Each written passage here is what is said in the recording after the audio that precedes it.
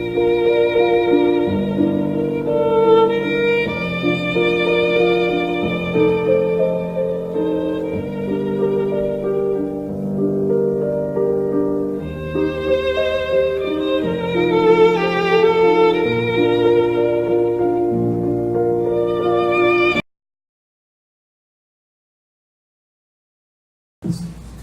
e irmãs, muito boa noite.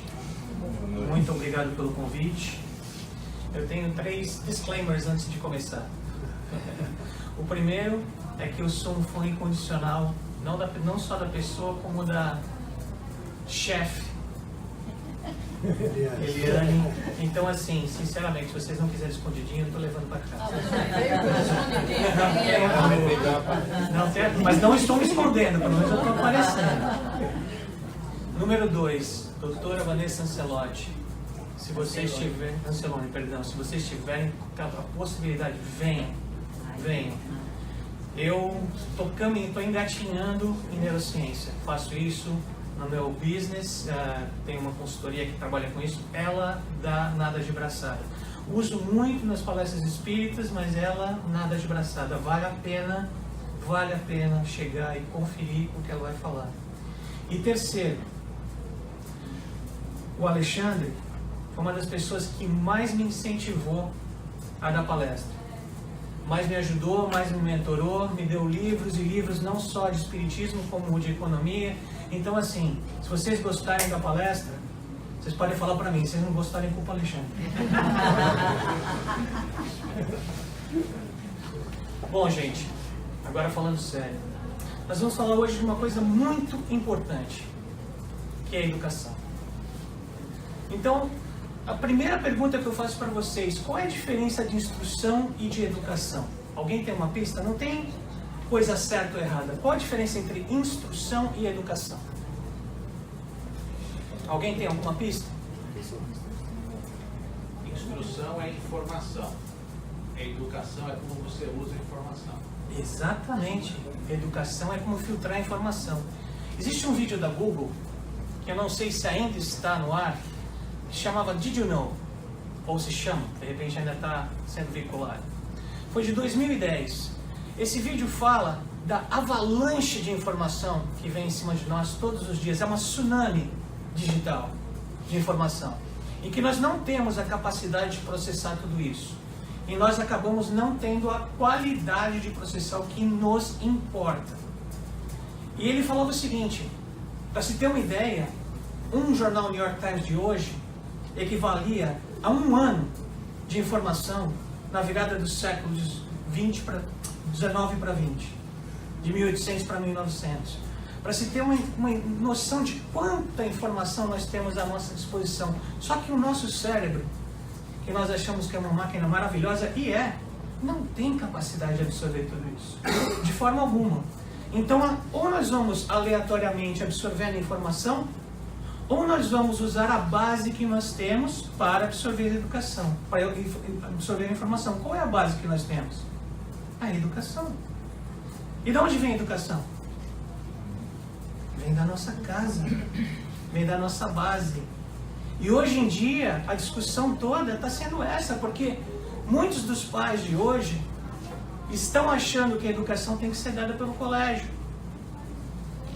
pelas evangelizadoras, porque não tem tempo, porque tem que sair para trabalhar. Mas, na verdade, quem dá o exemplo somos nós, em casa. E se nós não dermos o exemplo em casa, vai sempre faltar. E é isso que nós vamos dar uma olhadinha.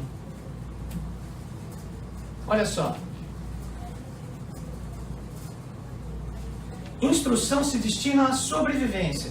Significa algo que vem de fora para dentro, com a função de adaptar o indivíduo às convenções sociais. É um saber convencional. A educação se destina à vida. Significa conduzir para fora, de dentro para fora, isso é, exteriorizar, trazer à luz as potencialidades que em nós existem, tal como a semente que necessita apenas de certas condições exteriores para que o que nela está contido em essência se possa transformar em planta e florescer. Se alguém aqui gosta de jardinagem, existem algumas plantas que brotam uma vez por ano.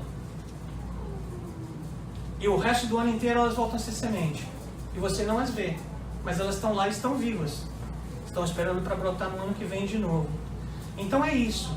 É esse brotar que a gente tem que despertar. Por que na casa espírita se pede para que a gente desligue o celular? Se você não tem o que fazer com o seu celular, você desliga ele. Por quê? O celular te conecta aonde? Ao mundo exterior. E quando você entra na casa espírita, se você quer se conectar com o quê? Wi-Fi divino. Com o teu interior. Com o teu interior, com a semente, com a faísca divina que está dentro de você. A única forma de você se conectar com o seu interior é baixando o barulho que o mundo exterior faz na nossa cabeça. Gente, pensa, nós temos mais de 50 mil pensamentos ao dia. Desses 50 mil pensamentos ao dia, provado pelo Dr. Tadashi Kadamoto, ele escreveu Ninguém Tropeça na Montanha. É um dos livros mais interessantes que eu já li.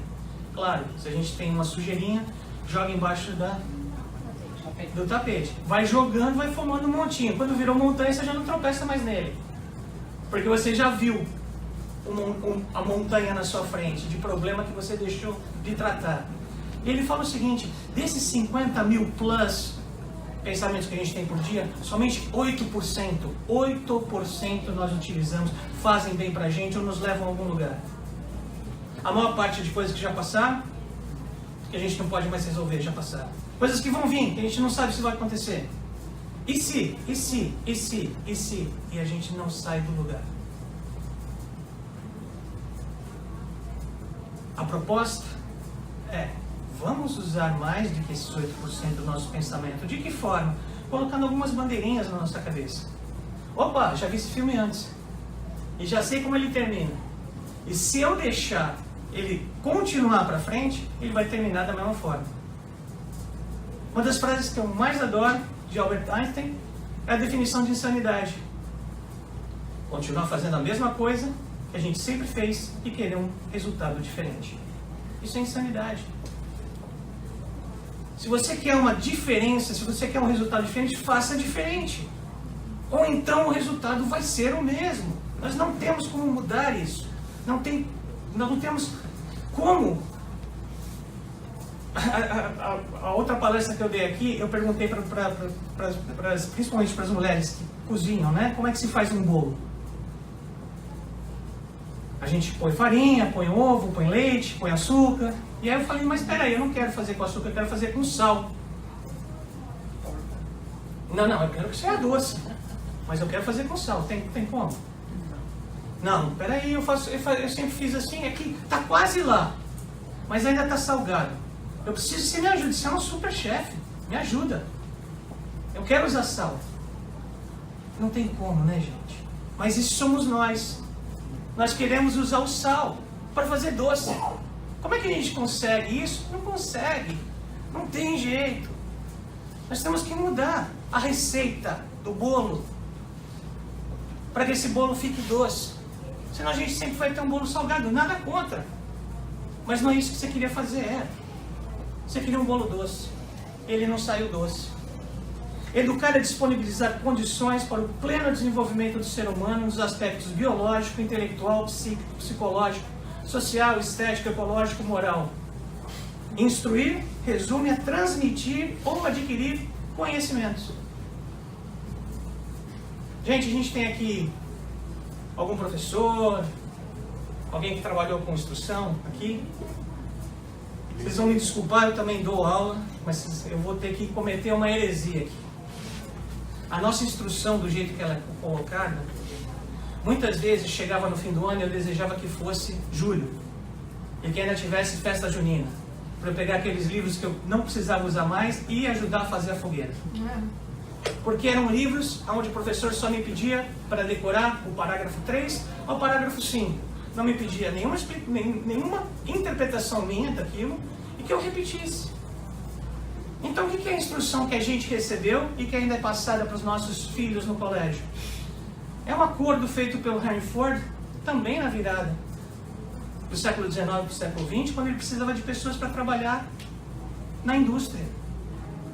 Ele precisava tirar as pessoas da fazenda, onde eles viam o amanhecer, eles viam a chuva, eles viam os pássaros, eles viam os animais, e colocar num cubículo fechado, durante 8 horas, virando sempre a mesma porta, sempre na mesma direção.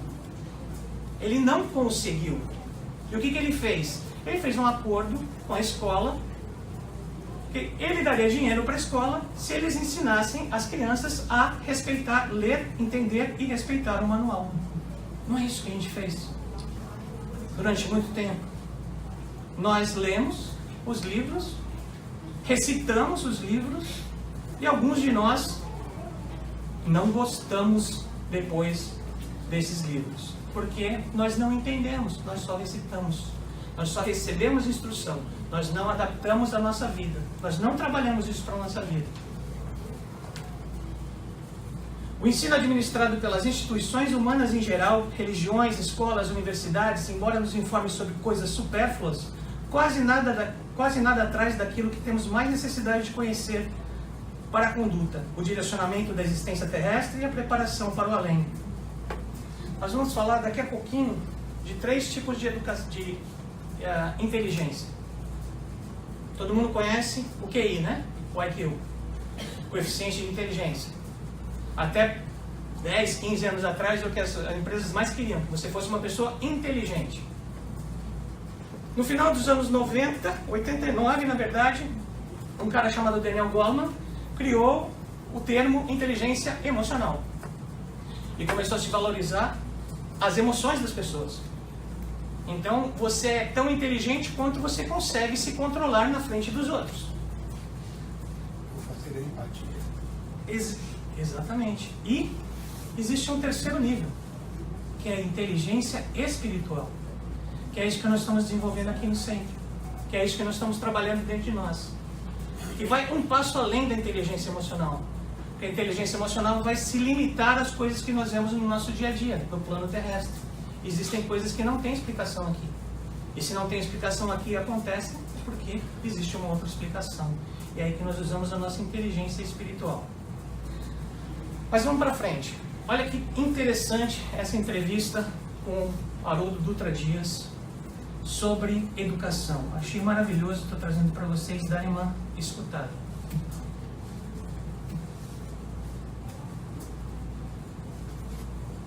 Onde é que está? Opa, que eu já vou olhar. Particularmente como pai, né? Só voltando, peraí, desculpa aí, gente. Eu conheci. Essas crianças nossas que vêm, que aparentemente as pessoas costumam dizer que elas já nascem prontas, como que é inserir essa educação do Cristo nessas mentes? Como que é isso? Isso, particularmente como pai, né? Criança hoje não sei se as crianças hoje nascem prontas. Eu acho que elas nascem mais despertas. Então, o que tem me chamado a atenção é que as crianças de hoje Tem uma música tocando junto ali.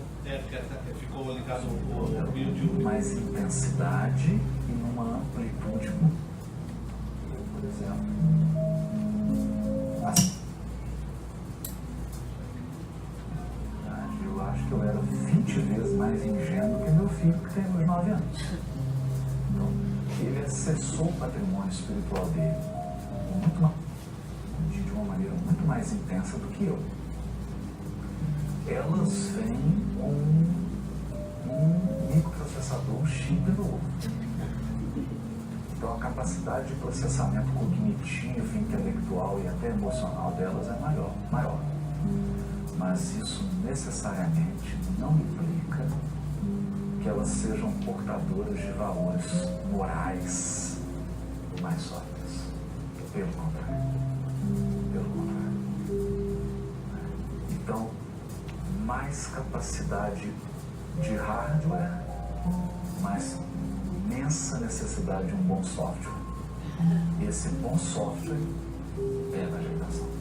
E aqui eu uso evangelização no sentido muito amplo mesmo. Evangelização no sentido de evangelizar o espírito, levar o evangelho para dentro do coração. Porque maior capacidade não implica em maior resultado. nem sempre o que se destaca, o que chega à medalha de ouro é o mais talentoso.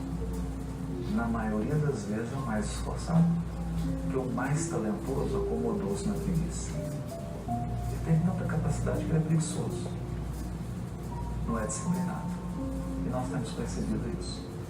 Uma juventude preguiçosa, não sabe o que quer, tem dificuldade de se definir, tem imensa dificuldade com foco, imensa dificuldade com disciplina, embora sejam brilhantes. Não são mentes brilhantes, mas isso não implica em vidas brilhantes. E aí eu acho que esse é o maior desafio de nós, como pais, mães, da instituição espírita, da escola, que é transformar essa capacidade, esse talento em resultado prático. Por isso não é possível sem formação de hábitos.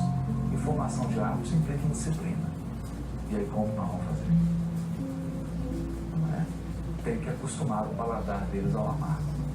Porque por mais talentoso que você seja, você pode ser o pianista mais talentoso, mas vai ter que estudar 8 horas por dia. É inevitável. Porque senão o talento não fica espontâneo. Talento é energia potencial. Para ele se transformar em desempenho, você precisa de esforço e disciplina. Então tem refletido muito sobre isso. Cada geração tem o seu desafio. A minha teve. O desafio dela. Eu acho que a geração adolescente hoje tem um desafio. E a palavra de ordem para eles hoje é esforço e disciplina. É o desafio deles. Esforço e disciplina é o desafio deles. Mas uma coisa que ele falou que é muito interessante, que a gente não se dá muito conta. A gente tem que acostumar o paladar deles ao amargo. Quem aqui nunca falou, eu quero que meu filho tenha mais do que eu tive? Eu quero que meu filho não sofra como eu sofri? Quem aqui nunca falou isso? Deixa eu fazer uma pergunta. Perto do microfone.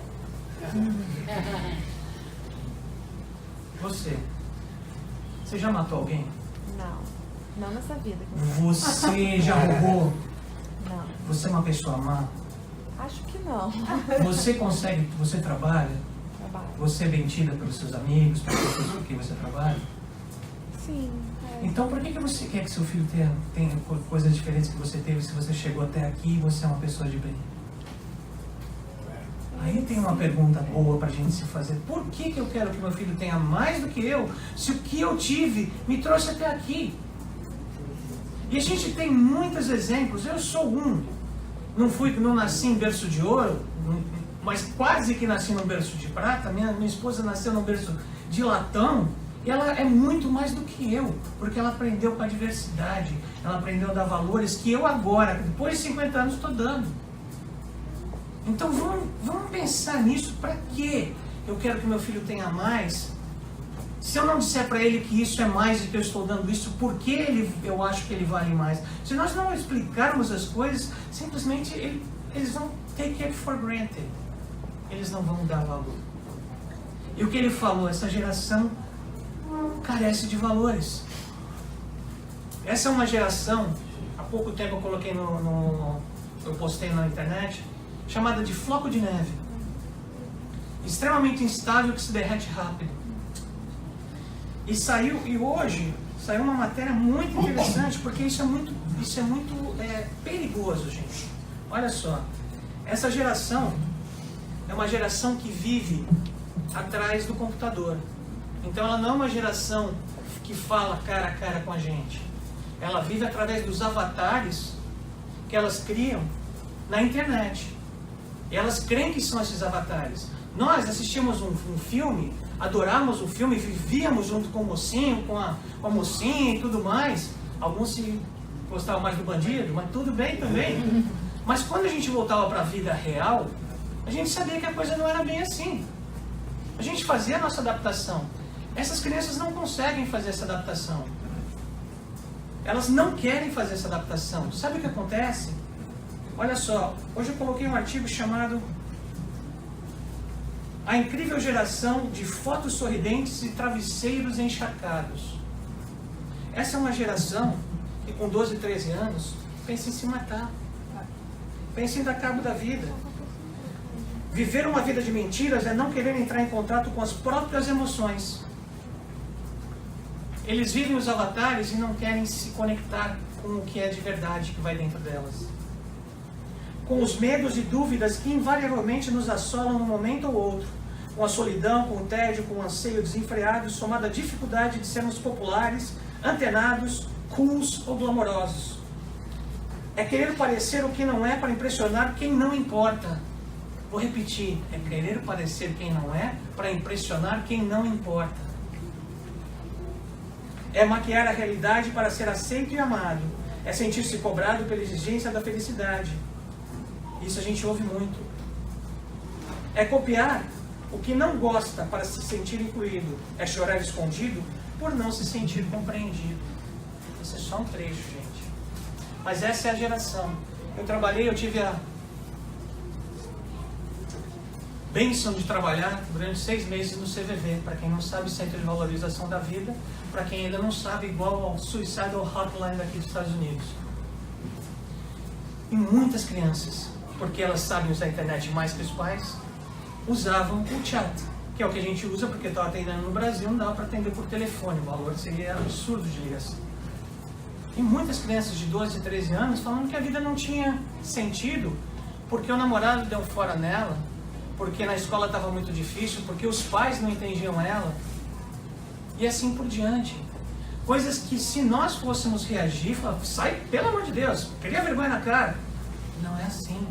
Se elas chegaram nesse ponto, é que alguma coisa dentro de casa, levou elas a reagirem dessa forma. E nós temos que prestar atenção, porque dentro de casa é onde nós realmente perdemos a mão. Fora de casa nós somos maravilhosos. Fora de casa nós somos os nossos avatares, as nossas máscaras. Nós somos aqueles bonzinhos, que tem sempre a melhor palavra, que fica até mais tarde para ajudar o amigo, mas quando é para ajudar o esposo, não. A gente não fica. Eu vou mais longe. Quando é para ouvir o filho, a filha, muitas vezes a gente está cansado. Sabe como eu sei disso? Ouvindo da nossa juventude na casa que eu trabalho, que é o Peace and Knowledge.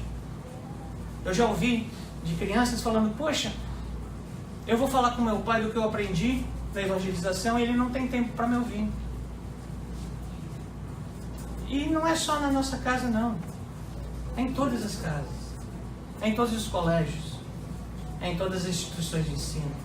Nós não temos tempo, os 10 minutos a mais para dar para o nosso filho, para incentivar. Porque já que ele curtiu aquele tema, um pouquinho mais de incentivo, ele vai longe. E aí você não sabe por que ele não quer voltar para a casa espírita. Você não sabe por que ele não quer voltar para ter aquele estudo. O que nós fizemos? Qual foi a parte que nós fizemos? Ontem, eu também trabalho como passista, depois dos passes teve um caso especial lá ontem na nossa casa, e eu fui falar com a coordenadora, só que a coordenadora estava falando com a minha esposa dentro de uma sala. Eu entrei, eles estavam falando de arte, de craft, que é uma coisa que minha esposa pinta, ela é colorista, e eu achei, olha só, que era uma banalidade, porque o meu assunto era mais importante. E eu atravessei, porque eu queria falar de um atendido, e ela é coordenadora de passes. Minha esposa, com toda a categoria dela, ficou quieta, deixou eu falar, finalizou a história com essa pessoa. Quando nós estávamos voltando para casa, ela vira para mim e fala, você sabe por que a sua filha entra nas conversas de todo mundo? Porque você faz o mesmo. Porque ela vê você, monkey see, monkey do. Ela vê você fazendo e ela vai te imitar. Então cuidado com seus hábitos em casa, porque os nossos filhos vão falar a mesma coisa. Eu gosto de comer, dá para perceber, né? É um sacrifício eu conversar com a minha filha sobre dieta. Porque, como? Casa de ferreiro, espeto de pau. Se eu não dou exemplo, Jesus sempre deu exemplo. Jesus não falou, olha, tá vendo aquela marola lá atrás, perto daquela gaivota? Vai até lá, joga a rede que você vai pegar um monte de peixe.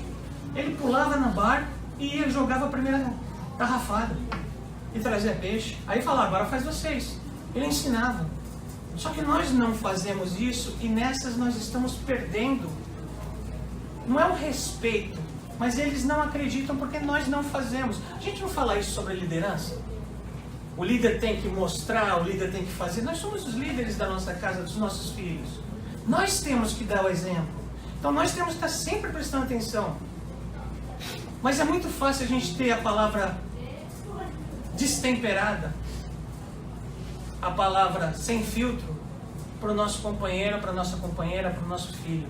Se a gente começar a temperar essa palavra, fica muito mais interessante e os nossos filhos não vão voltar para casa pensando que eles são mal entendidos.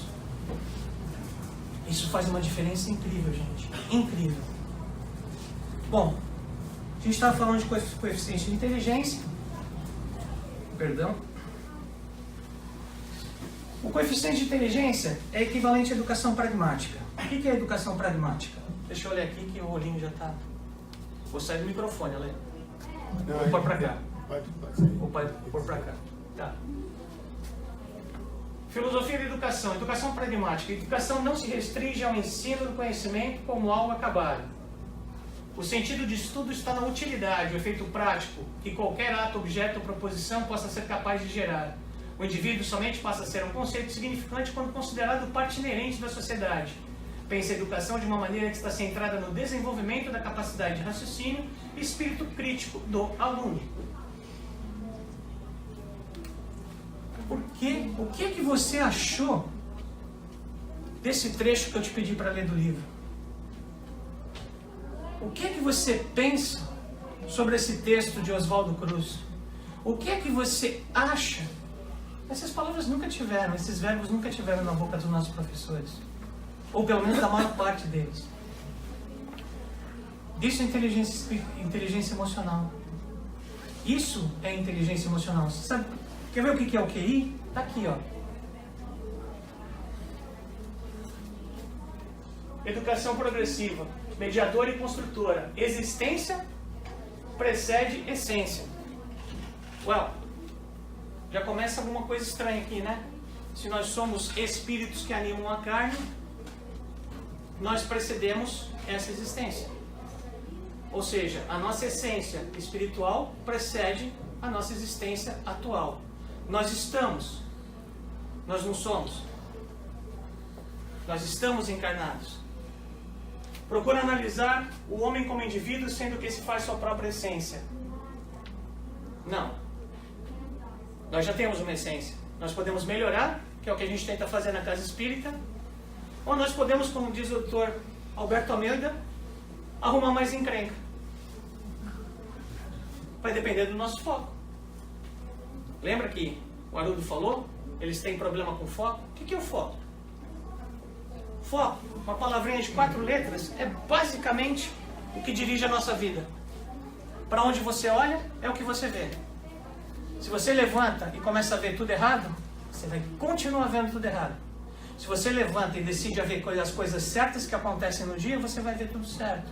Porque você programa a sua cabeça para buscar cada vez mais exemplos do certo.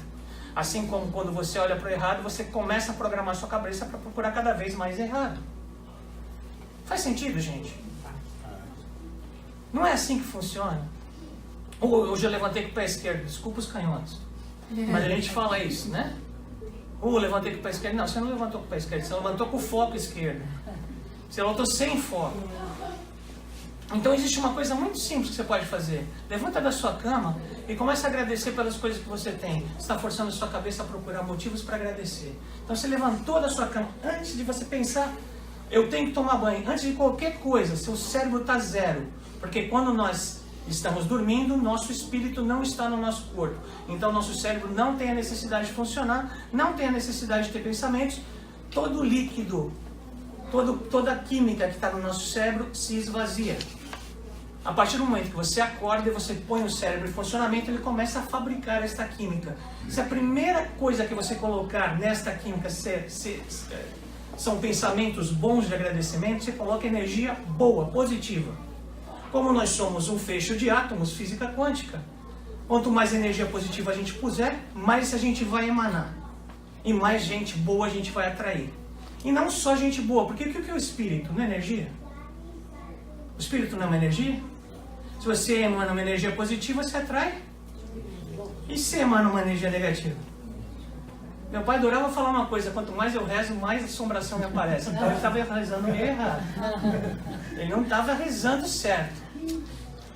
Reza de verdade, entendeu? E isso, na verdade, nada mais é do que uma reza. Meu pai, obrigado pela minha cama, obrigado pelo meu travesseiro, obrigado pelo meu cobertor, obrigado por ter um banho quente, obrigado por ter roupa, por ter saúde, por ter família, por ter filho, por ter uma religião, por ter um trabalho, por ter um carro, e assim por diante.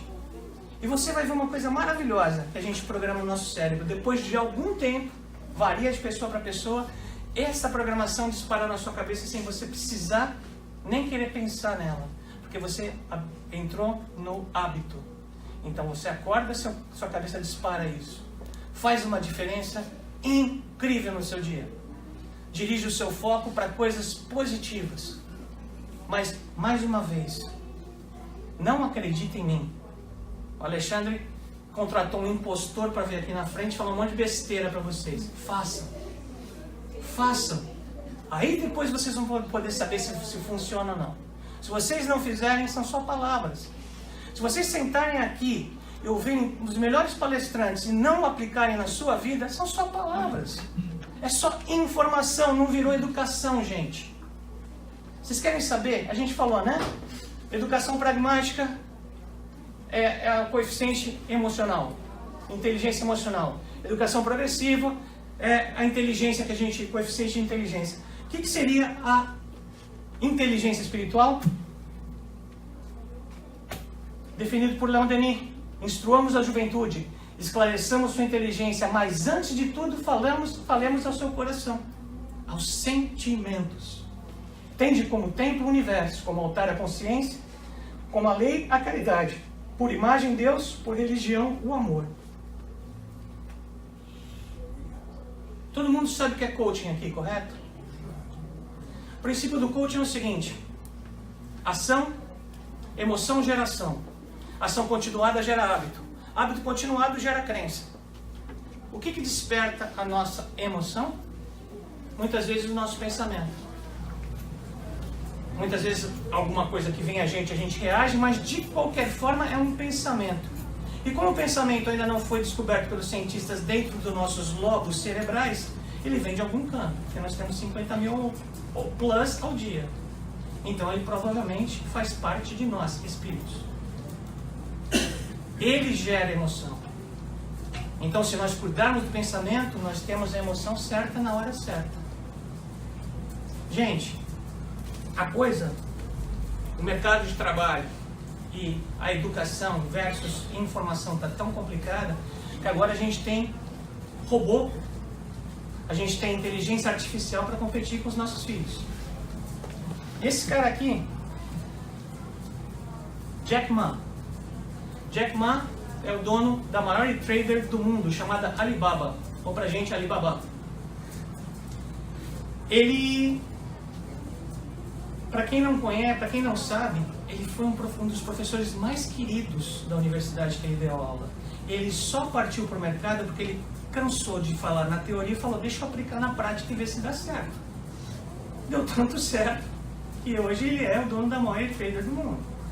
Mas ele estava no World Forum falando exatamente sobre educação, porque ele é um educador.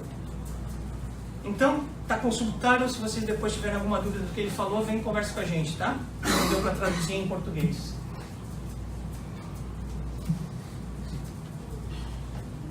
Educação. Se nós não mudarmos o jeito que a gente ensina, 30 anos de agora, nós vamos estar com problemas. Se a gente não mudar o jeito, as coisas que nós ensinamos para as nossas crianças que vêm de 200 anos atrás, um banco de dados, a gente não pode ensinar nossos filhos a competir com as máquinas. A gente tem que ensinar eles como alguma coisa única, que a máquina nunca poderá replicar. O que é isso que a gente pode ensinar para eles que é único, que a máquina não pode replicar, gente? Amor. Amor. Amor. E o que é o amor? E o que é o sentimento? É um valor, não é? É um valor. São os valores. gente tem que ensinar para os nossos filhos os valores. São coisas que a máquina nunca vai ter. A máquina vai ter um matrix de uns e zeros. Ela vai poder replicar uma sinfonia, ela vai poder reconstruir uma sinfonia, analisando as várias sinfonias e construindo do que já está feito, mas criado nada ela ainda não faz. Então o que ele fala? O que a gente tem que ensinar para os nossos filhos? Valores. Crenças. Pensamento independente. Trabalho em equipe. E cuidar dos outros. São as partes soft, é o nosso software. Nós temos que ensinar para eles esporte, música, pintura, arte, para ter certeza que nós somos diferentes como seres humanos. Tudo que nós ensinamos tem que ser diferente do que das máquinas podem fazer melhor.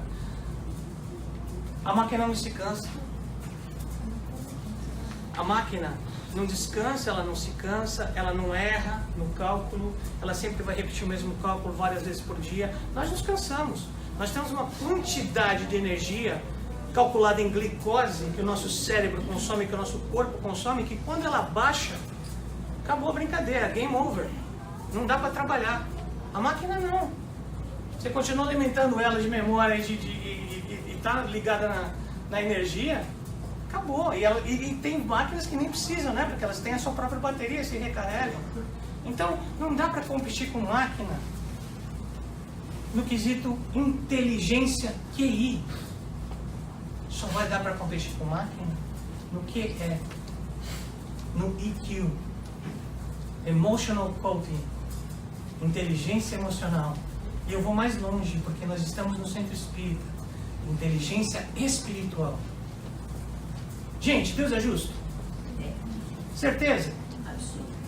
Então como é que você explica para mim, sem nenhuma base espírita, como é que dentro de uma casa existe uma menina, duas irmãs? Uma é a cheerleader, ou seja, aquela que todo mundo quer sair com ela, é aquela bacana que é líder de turma, que arrasa no high school, e a irmã dela está numa cadeira de rodas, toda entrevada. Como é que você explica se Deus é justo? As duas são ótimas, não fazem mal para ninguém, não fazem mal para uma mosca. Como é que você explica? Nessa encarnação elas não fizeram. Pois é, se você não tiver informação espiritual, você não explica, né? Você não explica, não tem como explicar. Nós temos que nos instruir cada vez mais. Nós temos que entender cada vez mais por que as coisas funcionam, como funcionam. Não sei se quem estava aqui, numa palestra que eu coloquei, eu falei sobre uma fábula, onde um menino que vivia na rua, estocava as coisas que ele roubava para comer, e toda noite as coisas desapareciam, até que ele descobriu que um ratinho roubava a comida dele. E esse ratinho falou, e ele perguntou: poxa, seu ratinho, por que você está roubando de mim? Porque você não rouba dos ricos. Ele falou: porque você só pode ter duas coisas na vida. Aí ele falou: mas quem que disse isso? Olha, eu não sei, vai perguntar para o Buda. E o menino foi num quest, né? Foi numa aventura perguntar para o Buda, onde ele passou por várias pessoas, e cada pessoa pedia para ele fazer uma pergunta para o Buda a mais. Então ele passou por 3 pessoas e ele tinha mais com a dele 4 perguntas. Quando ele chega no Buda, o Buda fala: vocês podem me fazer 3 perguntas. Ele fez a pergunta dos outros e não fez a dele. Mas quando ele voltou, ele entendeu tudo isso. Só que na verdade, essa fábula, quando eu coloquei, não era para perguntar, não era para dar o valor, né, dessa travessia do menino. Era para perguntar o que é o rato nessa história toda. Quem é o rato? O rato são os nossos problemas. O rato é a nossa doença. O rato é aquele chefe chato. O rato é aquela coisa que tema em não acontecer. Sabe por quê? Porque sem o rato, o menino não ia atrás do Buda e não ia ter conhecido tudo isso que ele conheceu. Ele ia continuar na vida dele. Sem as nossas provas, sem os nossos testes, a gente não sai no lugar. Então aí vai uma dica de inteligência espiritual. Será que os nossos problemas são problemas ou são testes para a gente sair de onde a gente está e chegar num outro lugar melhor? Não são problemas, meus amigos, são testes. Nós estamos num mundo de testes e nós somos testados. Ou você acha que quando você fala, Deus do céu, me dá paciência, o FedEx vai deixar na sua porta uma caixinha com um pozinho dizendo paciência instantânea, misture com um copo d'água e você vai virar o Buda? Não vai. Você pede paciência, você vai ter um monte de gente chata na sua frente testando sua paciência. Você pode pensar também, você pode parar de pedir, mas uma hora você vai ter que desenvolvê-la.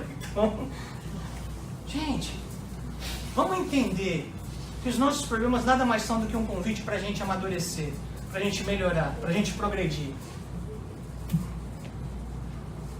E vamos entender que nós somos que nem um ovo que está com um pintinho para nascer. Se uma força exterior quebrar esse ovo, o pintinho morre. Mas se a gente deixar a força interior do pintinho quebrar o ovo, o pintinho somos nós. É a nossa descoberta interior. A nossa descoberta tem que vir de dentro para fora, como a gente falou lá, como o Haroldo falou lá no começo, é de dentro para fora e não de fora para dentro. Essa educação vem de dentro para fora. Quando a gente consegue, como na leitura do amigo Etienne, quando a gente consegue introjetar Deus e o amor dentro da gente, a gente consegue nascer. Mas é difícil. Não é impossível, é difícil. Sabe-se que a educação é o mais poderoso fator de progresso. Ela contém em germe todo o futuro, mas para ser completa deve inspirar-se no estudo da vida sob suas duas formas alternantes, visível e invisível. Da vida em sua plenitude, em sua evolução ascendente, em direção aos cimos da natureza e do pensamento. Até porque, meus amigos, a gente não vai levar nada do que a gente conseguiu com o nosso trabalho aqui, a não ser os valores. E você quer saber de mais uma coisa? Se você tem uma empresa, se você tem um negócio, se você é vendedor, se você necessita vender alguma coisa, eu acho que a vida inteira nós fazemos isso, aquela propaganda, vou falar a minha idade agora, não se esqueça da minha Caloi, era exatamente isso. O Alexandre não conhece.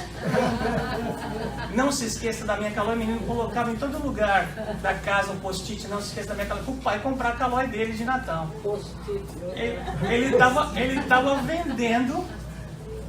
vendendo a ideia de que ele queria uma Caloi. A gente vende o tempo todo. Então, antes de você falar do seu preço, meu querido, minha querida, fale do seu valor. Antes de você dizer o que é que você está vendendo e quanto custa, fale do valor que isso tem. Porque a pessoa só vai comprar o valor, ela não vai comprar o produto, ela não vai comprar o preço. Quando ela entender o valor do que você está oferecendo, ela compra. Se você não falar de valor, você não tem a pessoa com você. Se a pessoa, quem vem por preço vai. E sabe qual é o problema do preço mais baixo? É que quando você chega lá, você não sai mais. Você não sai mais. Quanto mais você baixa seu preço, mais as pessoas vêm, mas se você subir, elas vão. Ah, o outro vende mais barato, vamos pro outro. Dá para pensar, né? A Unesco, em 1996, escreveu o relatório Jacques Delors sobre os 4 pilares da educação moderna. Olha que interessante. O primeiro pilar, aprender a conhecer. Fundamenta-se no aspecto cognitivo do conhecimento, lógico, racional, que estimula a compreensão intelectual dos saberes, a dedução e a memória. Falando de informação, correto? Auxilia o educando a adquirir recursos intelectuais e cognitivos que lhe permitam construir suas próprias opiniões e o seu próprio pensamento crítico. Ajuda a pensar, legal. Se eu consigo pensar, eu consigo desenvolver, consigo saber se é bom ou se é ruim. Então eu já estou começando a passar por um crivo essa informação. O aprendizado racional é incentivado tanto pelo método dedutivo como intuitivo, para que a pessoa possa chegar às suas próprias conclusões e aventurar-se pelos domínios do saber e do desconhecido. Para isso ela precisa de uma base, e a base é dada pela educação, e a educação começa em casa. Não tem jeito, gente. Aprender a fazer. Indissociável do aprender a conhecer, confere bases teóricas, refere-se essencialmente à formação técnico-profissional do educando. Mais teoria. Atualmente existe um outro ponto essencial relacionado ao aprender a fazer. Aprender a se comunicar. Gente, eu fico impressionado porque eu trabalhei durante muito tempo em produção em televisão no Brasil. E o produtor é aquele chato que não saía do telefone enquanto você não atendesse. Ok? Então, gente, é o seguinte. Eu falo, para mim telefone é para falar. E a gente manda texto, manda texto, manda texto. Muitas vezes o texto que você manda é mal interpretado. Porque ele não ouviu a sua entonação. Às vezes você falou num tom de brincadeira e o texto é preto e branco. Você pode interpretar como uma bronca. E aí começa um mundo de problemas. Ou seja, não basta ser bom profissional, conhecedor do ofício, é preciso transmitir a informação correta e também saber interpretar e selecionar as diferentes informações. Muitas delas contraditórias que transitam no meio social, virtual ou não. Ah não, mas se está na internet é verdade. Verdade? Fake news. Tá na internet é verdade, eu vi. Ué, nós sabemos disso, a gente fala isso para os nossos filhos? A gente analisa com eles, a gente para analisar a informação com eles? Não, nós estamos muito ocupados. E muitas das coisas eles se assimilam e vão levar para frente, gente. Aprender a conhecer. O maior desafio da educação, pois está diretamente relacionado às atitudes, desculpe o voz faltou, e aos valores. Refere-se à convivência voltada para a paz, que orienta como administrar conflitos, libertar-se de preconceitos, intolerâncias, rivalidades que desagregam a convivência pacífica. Para tanto, é preciso primeiro descobrir o outro de forma progressiva, considerando o respeito individual e da diversidade humana. Segundo, participação em projetos comuns que priorizam espaços de convivência necessários à diluição de conflitos e descobertas de ponto em comum que unem as pessoas e os povos. Nós somos feitos para dividir nossas informações com a sociedade, com os outros. Nós aprendemos com os outros, com as interações com os outros. Se nós nos afastamos dos outros, se nós nos afastamos do convívio, nós desenvolvemos uma doença bem interessante. Quem pode me dizer qual é ela? Começa com preguiça, depois passa para depressão. Depressão tem vários níveis, inclusive o que leva você a pensar em se suicidar. Ok? It's that serious. Nós temos que entender que muitas vezes aquela pessoa que está de mau humor o dia inteiro não é culpa sua. É ele que está de mau humor e ele é assim. Por que o Espírita fala que assim seja? Existem momentos que a gente não tem o que vencer nessa conversa. A pessoa não vai mudar. Se eu tento te convencer que você... Seu nome, desculpa. Nilza. Nilza, se eu tento te convencer que você tem um problema e você acha que você não tem, eu vou ficar pregando no deserto. Porque você não acha que você tem um problema. Enquanto você não achar que tem um problema, você não tem. Você não vai mexer nele. Então, neste momento, não é para sempre. Neste momento que assim seja. Para que você vai brigar com o teu chefe? O chefe briga com todo mundo, não vai brigar com você? Claro que vai, aí você fica chateado. Por quê? Ele briga com todo mundo. Você é só mais um da lista dele. Ele está agindo, ele está brigando com ele, não é com você. Aprender a conhecer, gente, aprender a se colocar no sapato do outro. E finalmente, gente, aprender a ser. Fundamental que a pessoa humana desenvolva-se de forma integral, corpo e espírito.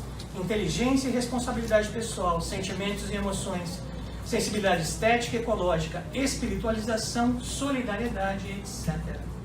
Assim como o ser humano é preparado para a educação, como elaborar pensamentos autônomos e críticos, mas mantendo o permanente respeito ao outro e, igualmente, como formular os próprios juízos de valor, como saber filtrar. Saiba como conduzir a própria existência, como agir eticamente nas diferentes circunstâncias da vida. Hoje em dia no Brasil, a gente tem falado muito sobre o que é a falta de educação, ou o que é o politicamente incorreto, ou o que é ser corrupto. Corrupção, meus queridos. Eu vou fazer uma meia-culpa, porque também já tirei uma borracha, também já tirei um lápis. Começa aí. Levar um lápis que não é seu para casa, levar uma borracha que não é sua para casa. A corrupção começa aí. Simples assim. E a gente acha que não é nada. Ah, mas a Disney tem 350 canetas, uma mais, uma menos. Estava no meu bolso. Ah, eu não vou voltar até lá, andar tudo até de volta para deixar essa caneta. Te garanto que se você voltar para deixar essa caneta, você vai se sentir melhor do que você ter levado ela. Valores, porque a gente se cobra esses valores, mas a gente se esconde deles. Vocês sabem qual é a maior doença da humanidade? Olha, tem áudio aqui? Tem. Tá. Vamos ver. Só para finalizar.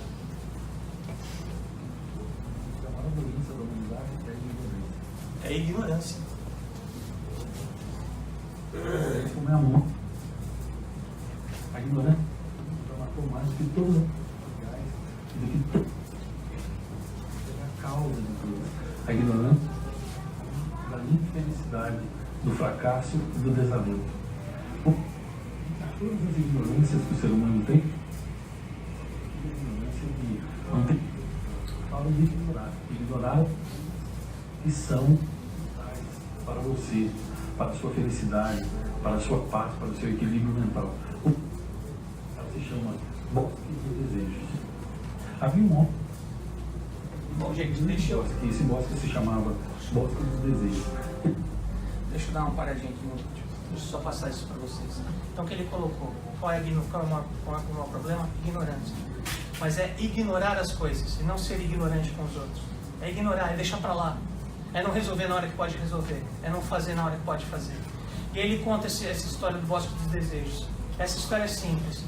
Existia um homem que estava caminhando no deserto e chegou a um local chamado Bosque dos Desejos.